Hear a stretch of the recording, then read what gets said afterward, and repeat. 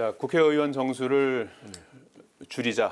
김기현 대표가 교섭단체 대표연설에서 이제 발언한 이후에 후폭풍이 상당히 이제 일어나고 있는 상황인데 어떻습니까? 그동안에 선거제 개편 논의를 하면서 의원 정수 문제는 사실 중요한 얘기긴 한데 전체적으로 좀 흐름상 보면 처음엔 좀 늘릴 수도 있을 것 같지 않나 하는 전망이 나오던 중에 이제 국민 여론이 뭐 그 늘리기를 원하는 분들은 별로 많지 않으실 테니까. 그래서 이제 동결하는 300명 수준을 유지하면서 이런저런 이제 선거제 개편 논의를 이제 이어가던 와중이었고 김기현 대표가 지난 4월 전원위원회 직전에 한번 뭐 줄이자 이런 말씀을 한번 하신 적이 있었고 이번에 이제 교섭단체 대표연설에서 얘기를 했고 이제 당론으로 그거를 이제 추진할 그런 이제 움직임을 보이고 있어요. 어떻게 뭐 실현 가능성이 있으십니까?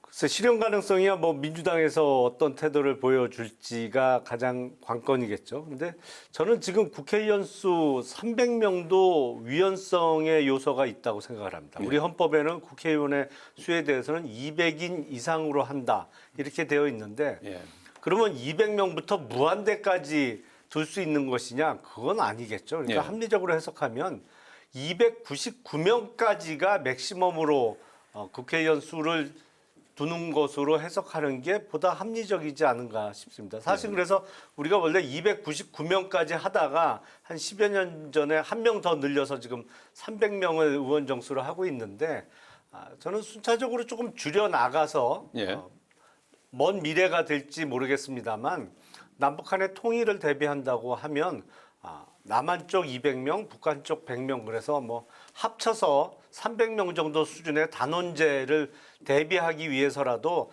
점차 뭐 30명, 20명씩 줄여나가는 게 옳지 않겠나 싶습니다. 예, 거기에 좀 덧붙여서 왜 줄여야 된다고 보시는 건가요? 그 이유는? 저는 무엇보다도 뭐 물론 다 그런 것은 아닙니다만 지금까지의 경험치로 보면 특히 우리 국회의원 비례대표의 공천제도는 문제가 많다고 생각을 합니다. 이게 일종의 임명직 국회의원이잖아요. 유럽 쪽은 의원내각제를 하면서 비례대표의 비율이 지역구보다 더 높은 나라도 많이 있습니다만 그래서 사실은 유럽 의회의 계파 정치가 성행하는 것이거든요. 사실은 많은 수의 국회의원들이 비례대표로 선출되다 보니까 소위 그 계파 정치, 보수 정치가 유럽 의회 쪽에 많이 만연해 있는데 비례대표의 정수를 좀 줄여서라도 의원 정수를 조정하는 게 좋겠다 싶습니다. 김민정 의원님. 2달 전에 김기현 대표가 이제 이 얘기를 꺼낼 때는 그 국민의힘 최고위원들이 워낙 온갖 설화를 겪을 시절이어서 국면 전환용으로 의원 정수 축소를 던졌지만 이거는 공허하다. 현실 가능성 별로 없는 얘기다 이런 얘기를 저희가 했었는데 이번에 또 꺼내시는 걸 보고 매우 유감이라는 생각이 들었습니다. 그러니까 선거제 개편과 관련해서는 어떤 얘기도 없고 의원 정수 축소 이거는 국민들 보시기에는 뭔가 조금 획기적인 일처럼 느껴지고 정치권의 신물난 또 국민들 보시기에는 속 시원하다 이런 생각하실 수 있거든요.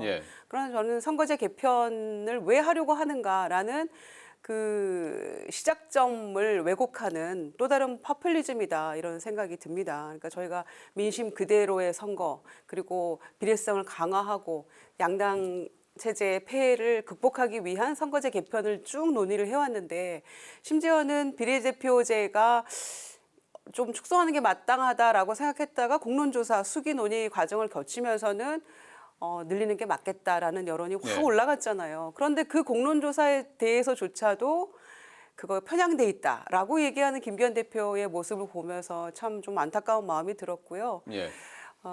선거제를 어떻게 하겠다는 얘기가 우선 되어야 하고 그에 수반돼서 의원수를 어떻게 할 것인가 이건 이제 본말이 전도된 이야기라는 생각이 들고요. 또 야당에서 이거를 찬성할 리 없기 때문에 저는 대답 없는 공허한 메아리가 될 뿐이라고 생각합니다. 지금 뭐 여야 그 거대 양당의 이제 입장이 이제 그런 거고요. 제3당이나 뭐 이제 이런 입장에서도 또 목소리를 높이고 있습니다. 배진규 정의당 원내대표가 어제 비교섭단체 대표연설에서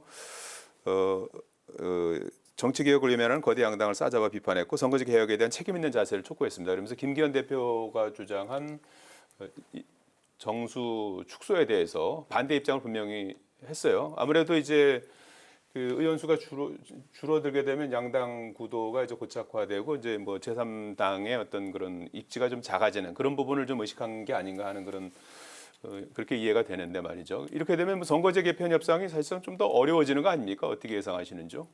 선거제도 개편은 지금도 어렵죠. 네. 사실은 뭐 소선거구제냐 중대선거구제냐를 놓고도 전혀 미동도 않고 교착 상태에 빠져 있기 때문에 난감한 주제입니다만 예. 저는 정의당에게 좀 묻고 싶습니다. 사실은 정의당이 원하는 게 비례대표 의석을 많이 늘려서 비례대표로 원내에 보다 많은 사람이 입성하는 것을 원하는 것인지. 예. 왜냐하면 작년에 실시된 지방선거에서 정의당 단체장이나 지역구 후보를 거의 못 냈어요. 예. 그러니까 이게 지금 거의 비례대표 전문 정당으로 가고 있거든요. 정의당은. 저는 바람직스럽지 않다고 생각을 합니다. 예. 정말 정의당이 정치 개편을 원한다면 차라리 강력하게 중대선거구제로 선거구제를 개편해서 지역구에서 자당 출신의 당선자를 만들 생각을 해야지 비례대표를 늘려서 비례대표를 통해서 원내 입성할 생각만 노리면서 지역구 후보도 거의 못 내는 당으로 남아있는 거는 바람직스럽지 않다고 생각을 해요. 그래서 예. 정의당이 외치는 정치 개혁이 도대체 내용이 뭔지를 묻고 싶습니다. 예. 자, 지금 뭐 선거제 개편 협상을 뭐 김진표 의장 같은 경우에 이달까지 좀 마무리했으면 좋겠다 하는데 이제 일단 시한은 뭐 쉽지가 않을 것 같고 선거제 개편을 한다 그러면 결국은 지금 말씀하신 것처럼 비례제부터 지금 우선 좀 손봐야 되는 그런 상황이 될 것 같기도 하고 그런데 어떻게 전망하십니까? 그러니까요. 말씀하신 대로 이제 선거제를 어떻게 할 것인가를 사실 먼저 논의를 해야 되는데 예. 의원 숫자 가지고 줄여야 된다라고 얘기를 해버리고 또 그거를 비례대표제에서 줄여야 된다고 얘기를 여당 대표가 하셨기 때문에 이게 지금 앞뒤가 바뀌어버렸다는 말씀을 드리는 거고요. 정의당의 경우에는 지난 20일 때도 이제 선거제 합의해놓고도 양당이 이제 약속을 위반했기 때문에 위성정당 때문에 가장 큰 피해를 본 정당이기도 하죠. 예. 그래서 그 배신감이 아마 굉장히 클 겁니다. 지금도. 그래서 아마 제3당으로서도 양당에 대한 이제 불신이 가장 큰 그런 상황이라고 볼 수도 있는데요. 예. 그런 점에서 애초에 선거제 논의를 우리가 왜 시작했는가를 다시 돌아가서 이 부분을 살펴야 된다고 생각하고요.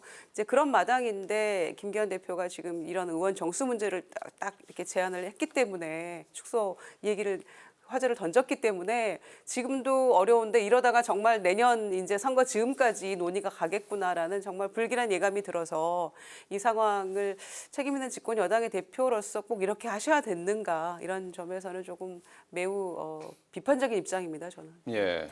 지난번 21대 치른 그 선거 제도 자체에 어떤 문제점이 분명히 있기 때문에 일단 그 부분부터라도 좀 손보고 고치고 이제 이런 작업을 해야 되는데 하여간 뭐 지금부터라도 좀 그 2+2 협의체가 만들어졌다고 하니까 협상을 좀 시작했으면 좋겠습니다. 어떤 문제가 됐든 간에 그래서 조금 좀 진전된 내용이 좀 나왔으면 좋겠는데 그런 기대를 담으면서 이 문제 여기까지 하시죠.